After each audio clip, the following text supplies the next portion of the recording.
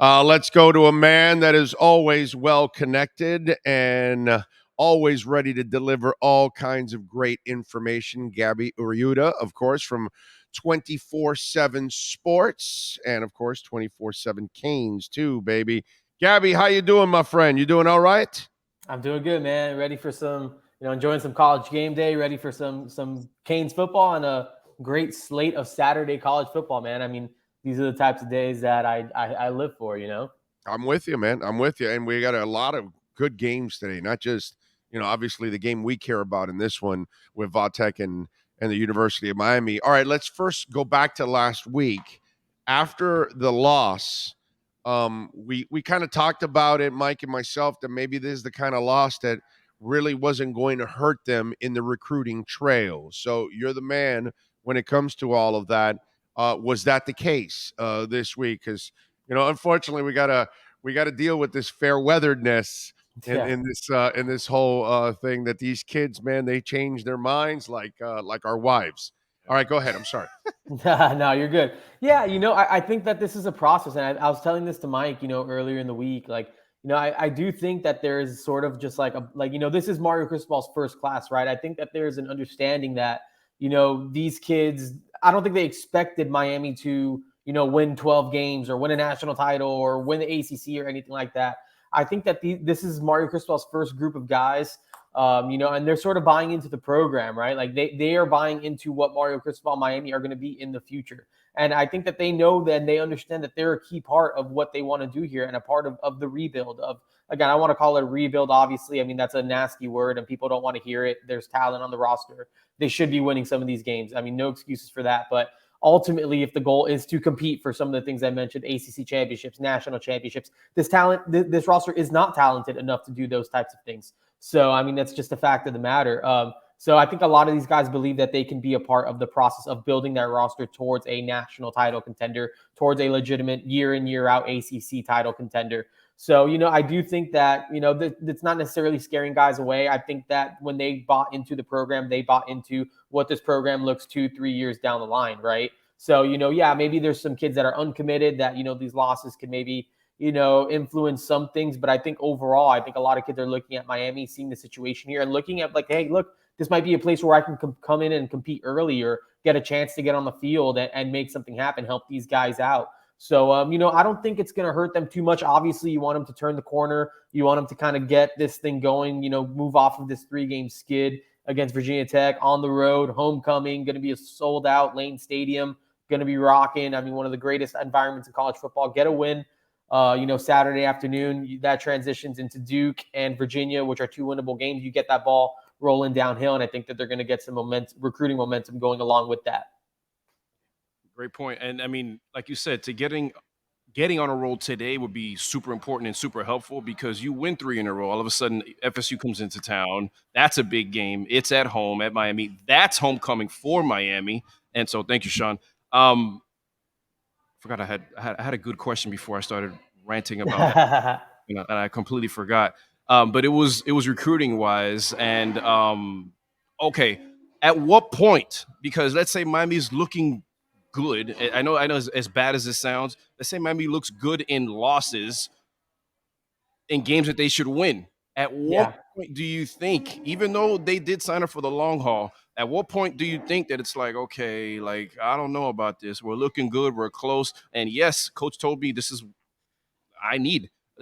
He needs me here. I was looking at the interview with Akeem Williams after his game yesterday, and they asked him, hey, what are the coaches telling you? And they're saying, we need you to stay home because we need you. We need a big-time receiver. So at what point do you think that changes for these kids? Yeah, I mean, changes negatively or positively. Like, like if it's negatively, I mean, I think if they kind of go on a couple more, if they, they look bad again today, they maybe struggle with Duke, Virginia, maybe drop one of those. I mean, you lose a big game to Florida State. I mean, there's a lot of ways that this could end up going poorly, right? I mean, yes, they probably, they kind of look pretty in a loss. Again, not something people want to hear.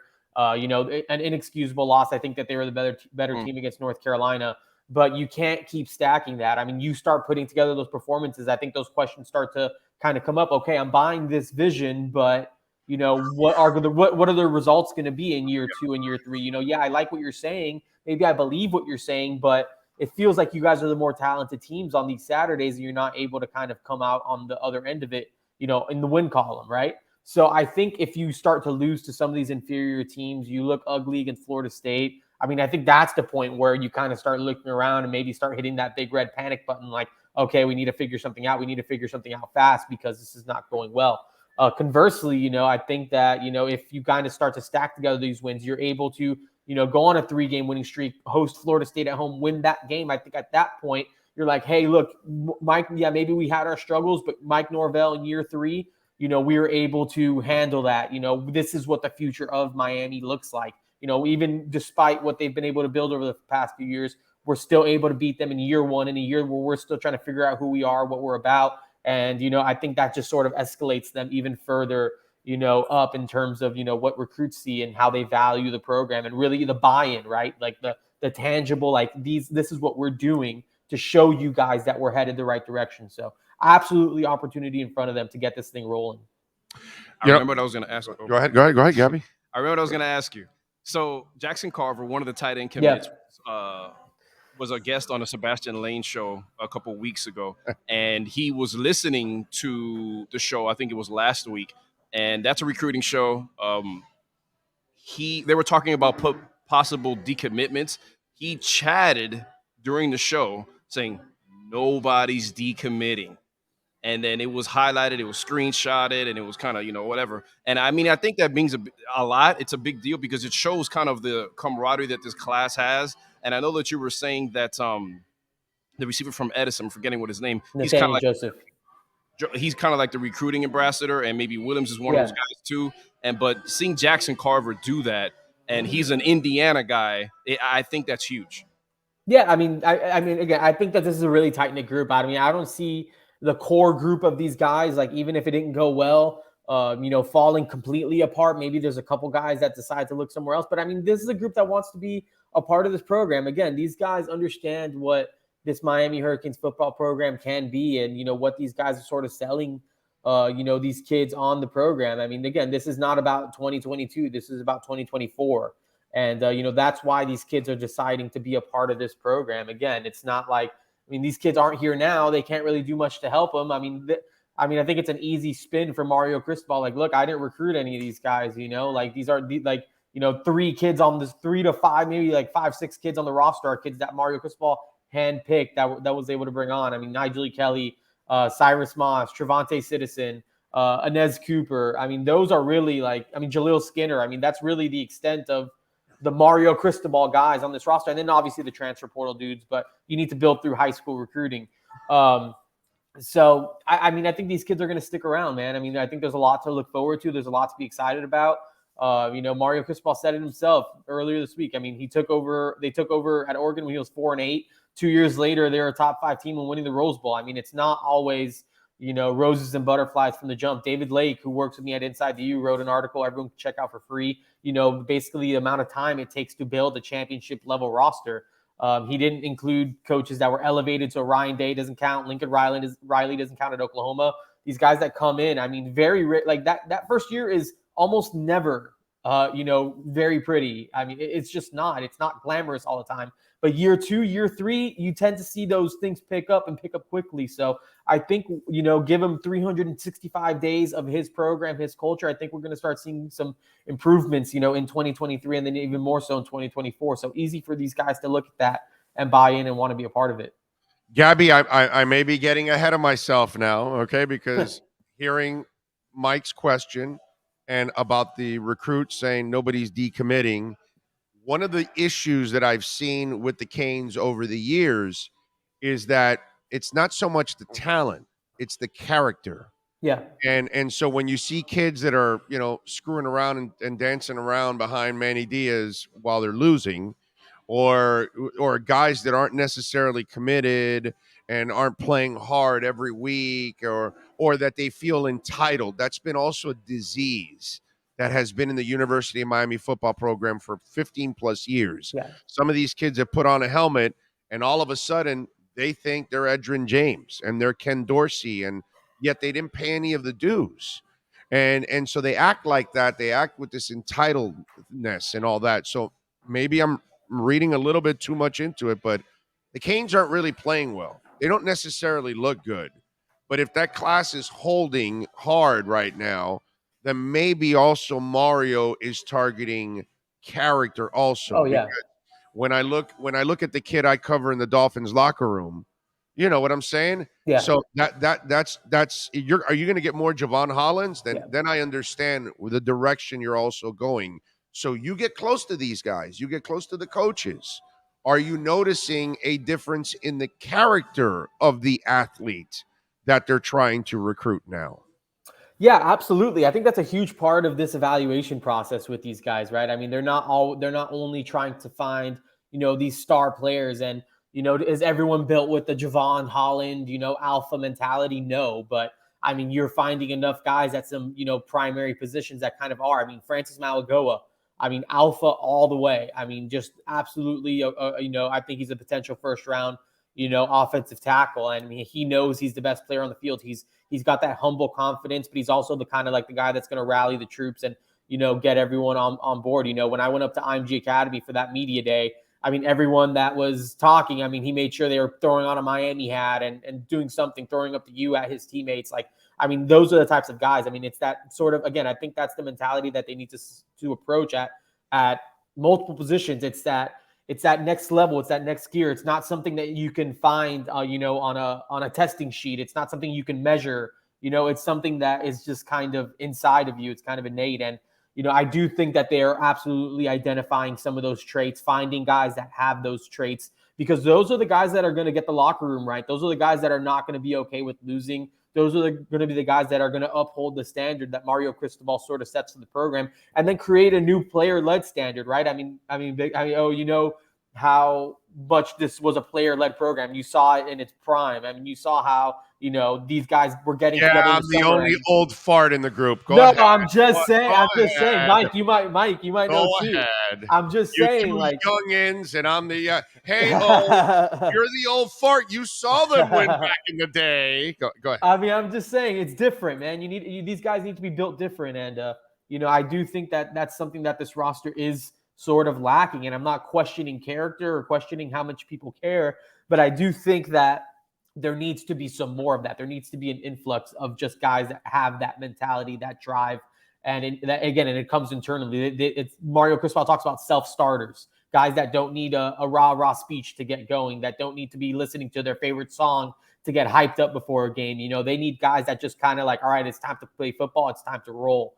And I do think the more that they get those types of guys into the program, I think that's when you're going to start seeing the culture shift naturally. I think you're going to be able to pinpoint, when this happens, because it's going to be so obvious, because things are just going to be so different, and you're going to see that from the players. Well, before you ask him anything, Mike, I just want you to know that Gaby, Sean, are you ready for a road trip? He just gave me an idea. See, look, there's Sean's like, oh my God. There he goes. What now? Sean's what now? You said IMG Academy Media Day. Yeah. I think that's a place where our platform needs to go. Listen. When is that? When is that media day? When do they do that every year? I mean, it was before I guess it was sometime early fall. Like, it was before their season started. Okay. It was a few of us there. It was me. It was my colleagues David Lake and Andrew Ivins, a couple guys from a couple other networks. It was a pretty small deal. You would think with 1 million Power 5 athletes walking around, it would have been a huge deal. But getting to Bradenton, Florida, isn't always the easiest. What do you think, Gaby? Does it look like we can set up our shop with an Ethernet line? And oh yeah, yeah. I mean, there was more than enough space. I mean, they had just bunch of guys taking photos with their uniforms and stuff like that. I mean, it was just kind of everyone hanging out. If we're gonna go to the Combine, and we're gonna go to the Senior Bowl, and we're gonna go to the East West Shrine game and all that on the NFL side, well, on the college side, that's basically our Combine right there. Yeah. Because I mean, how do you not want to go to the IMG Academy? Mario's gonna want to go after several of those players every year. I got it. You know what? I need you to get me the media relations number. Oh, absolutely. Right? Yeah, it's no problem. I'm on top of that. We're going there next year, bro. Next year, Mike, myself, and Sean will go up there for a couple days and get that done and all that, that good stuff. Sean, you can go to Busch Gardens after. It's all right. It's A all little far, but yeah. it's all good. It's all good. They have a great Philly cheesesteak spot. So I mean, that's the highlight of Bradenton. Me and David are just like, all right, we're gonna go to Philly. That's it. There you go. You That's just all there is said to do. food. You've got Sean. He's hooked. No Philly There you go. cheesesteak. No Philly cheesesteak. No. Wow. Why? What do you have against Philly cheesesteaks? Oh, okay. He says, wait a minute. I owe you a trip to Burns. So that's it. So we'll go to IMG, and I'm treating him to Burns. I'm treating you to Burns too, by the way. Okay. Cool. Okay. So all right. So yeah, I'll take the boys to Burns, and we'll do the IMG Academy. All right. Go ahead, Mikey. Enough of my silliness. No, it was just kind of piggybacking on the whole theme of character. And I mean, if we're going to build a platform that is going to serve the South Florida sports community, this we got to serve the South kind of Florida stuff sports we got to community. do, bro. Listen, I don't blame you. So Brady, Al, let's go, bro. Sell the trip to IMG Academy next year. Okay. He loves that. He loves the recruiting because his son is also getting recruited. So go ahead. Yes. No, like I said, just piggybacking on that thought. And this was talked about, or that was talked about during Mario's opening press conference, and how he was saying the people that need to be in this program need to be in love with football, period. Because it all starts from the top, and that's how it is with Mario. He talked about, jogging over from Columbus Senior High School after school finished to go watch a practice at Green Tree. And if football's not a thing for him, it's a vocation. It's not a job. He loves to do it, and he wants to be around people. The program needs players and coaches that love football, that will just roll up their sleeves and play in an empty parking lot, all day and all night. And until that locker room is littered with that same mentality, then talent is not going to be it. We've seen talent on top of talent being signed in classes since that number one class in 2008, pretty much, where all those Northwestern kids came. I mean, Randy Shannon signed all those Northwestern Bulls, and Manny didn't leave the cupboard bare, but there's just a stench of some type of mentality, and I don't know what it is. I don't know if it's a lack of work ethic, a lack of trust, or just too much me, and that can't be. Yeah, I mean, again, I don't know exactly what it is. I'm not going to be here calling people out on whatever it is that they are. But again, it just needs to be more of it, right? Whatever they have, they just need a lot more of it. They need a lot of, again, just some of these self-starters that are just kind of going to be in love with the game. And again, that's why you go out and get a Mario Cristobal. I mean, if there's anything that man's going to do, it's going to be recruit. I mean, he kind of lives it and breathes it. It's just the way he sort of operates. I mean, we have someone on our 24/7 Sports Network that worked on his in his recruiting department at Oregon, and it's a borderline obsession, with the recruiting stuff, and he is gonna make sure, when the clock's winding down, I mean, he's good for one or two surprises at the buzzard, right? That he's gonna land Miami a guy or two that maybe no one was expecting them to get, because that's the type of dude that he is. That's the type of closer he is. So, I think the quality talent, those types of guys that are buying into the program, I think they're going to start coming. They're going to start trickling in bunches. And, I think it's going to get right, man. I think it's just going to take, time. And obviously it didn't happen as quickly as everyone wanted it to. I think you hope that there was enough currently to kind of get it done. Maybe there is, maybe there isn't. I think there's reasons for the way that it's gone, but I'm optimistic about the direction of the program and the way where things are headed. Gaby, tell the folks out there, what are you working on 247 Sports, so folks can check you out, my friend.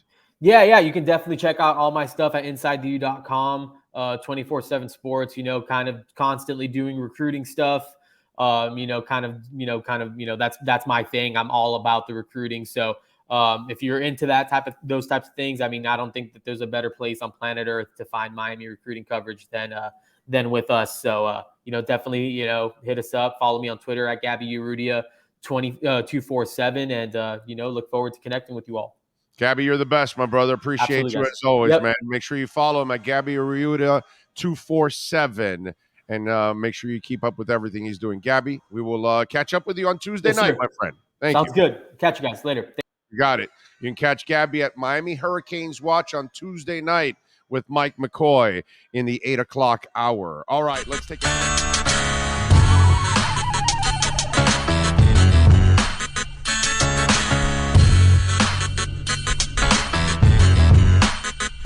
is the Big O Show. This is the Big O Show.